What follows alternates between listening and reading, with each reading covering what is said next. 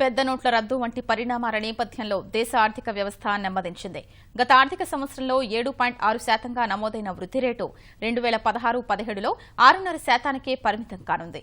ఈ మేరకు వెల్లడించిన ఆర్థిక సర్వే 2016-17 వచ్చే ఆర్థిక సంవత్సరంలో వృద్ధి రేటు పుంజుకుని 6.75 నుంచి 7.5% మధ్య నమోదు కావచ్చని అంచనా వేసింది.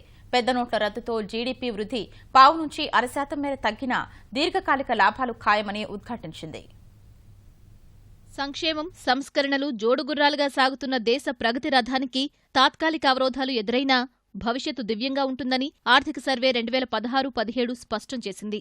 బుధవారం సార్వత్రిక బడ్జెట్ ప్రవేశపెట్టడానికి ముందు ఈ మేరకు ఆర్థిక సర్వేను లోక్సభ ముందుంచిన విత్తమంత్రి అరుణ్ జైట్లీ దేశ ఆర్థిక భవిష్యత్ ఆశావాహంగా ఉందన్న సంకేతాలు పంపారు. పెద్ద నోట్ల రద్దు తర్వాత ఏర్పడ్డ నగదు కొరత కారణంగా ఆర్థిక కార్యకలాపాలు నెమ్మదించాయన్న విశ్లేషణల మధ్య 2016-17లో జీడీపీ వృద్ధి 6.5%కి నెమ్మదిస్తుందని ఆర్థిక సర్వే స్పష్టం చేసింది. పెద్ద నోట్ల రద్దు కారణంగా స్వల్పకాలిక ఇబ్బందులు ఎదురై వృద్ధి రేటు స్వల్పంగా తగ్గినా భవిష్యత్తులో ఎన్నో లాభాలు ఉంటాయని విశ్లేషించింది. కొత్త నోట్లు తగిన స్థాయిలో అందుబాటులోకి వచ్చినందున ఆర్థిక వృద్ధి గాడిన పడుతుందని వివరించింది. ఏప్రిల్ కల్లా నగదు కొరత పూర్తిగా తీరిపోయి సాధారణ పరిస్థితులు ఏర్పడతాయని చెప్పింది. పెద్ద నోట్ల రద్దుకు కొనసాగింపుగా జీఎస్టీ వంటి ఇతర వ్యవస్థాగత సంస్కరణలు చేపడితే వృద్ధి రేటు 8 నుంచి 10% వరకు పుంజుకుని ప్రపంచంలోనే అత్యంత వేగంగా అభివృద్ధి చెందుతున్న ఆర్థిక వ్యవస్థగా భారత్ తన స్థానాన్ని తిరిగి సంపాదించుకుంటుందని ఆర్థిక సర్వే విశ్లేషించింది. 2015-16లో 1.2% మాత్రమే వృద్ధి చెందిన వ్యవసాయ రంగం ఈ ఆర్థిక సంవత్సరంలో 4.1% మేర పెరగవచ్చని ఆర్థిక సర్వే అంచనా వేసింది. 2015-16లో 7.4%గా ఉన్న పారిశ్రామిక వృద్ధి మాత్రం ఈసారి కాస్త నెమ్మదించి 5.2%గా నమోదు కావచ్చని పేర్కొంది. సేవారంగం 8.9% మేర వృద్ధి సాధిస్తుందని అంచనా వేసింది. 2016-17 తొలి అర్ధభాగంలో కరెంటు ఖాతా లోటు జీడీపీలో 0.3%కి దిగొచ్చిందని వెల్లడించింది. చిల్లర ధరల ఆధారిత ద్రవ్యోల్బణం వరుసగా 3వ ఏడాదిలోనూ అదుపులో ఉందని వివరించింది.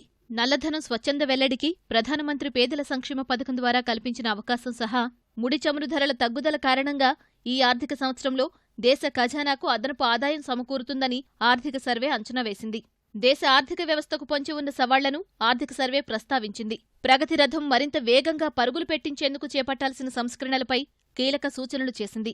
వ్యక్తిగత ఆదాయ పన్ను రేట్లు, స్థిరాస్తి స్టాంపు రుసుములు తగ్గించాలని సిఫార్సు చేసింది. పౌర విమానయానం, ఎరువులు, బ్యాంకింగ్ రంగాల్ని ప్రైవేటీకరించాల్సిన అవసరాన్ని వివరించింది. వస్త్ర, తోళ్ల పరిశ్రమ అంతర్జాతీయ స్థాయిలో పోటీ పడేందుకు ఊతమిచ్చేలా కార్మిక చట్టాలు, పన్ను విధానాల్ని సంస్కరించాలని సూచించింది. సామర్థ్య లోపాలు, మితిమీరిన అవినీతి, కఠిన నిబంధనలు వంటి అంశాల కారణంగా విద్య, వైద్యం వంటి ముఖ్యమైన సేవలు అందించడంలో ప్రభుత్వం ప్రభావశీలంగా వ్యవహరించలేకపోతోందని ఆర్థిక సర్వే స్పష్టం చేసింది.